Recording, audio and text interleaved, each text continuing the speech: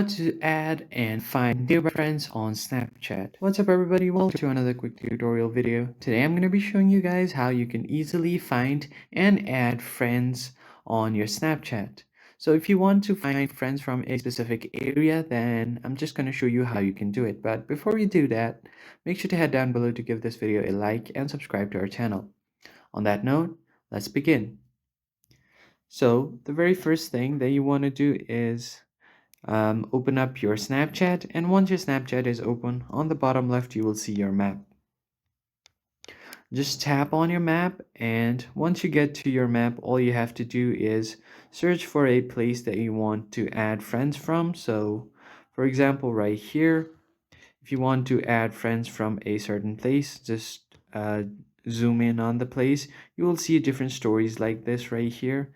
All you have to do is tap on it, and once you tap on it, you will find different people and stories from there, and you can try to add them as your friend on SnapMap. So just tap on their profile and you can add them from here. So if you want to find find friends from another place, you can just scroll around and find the location.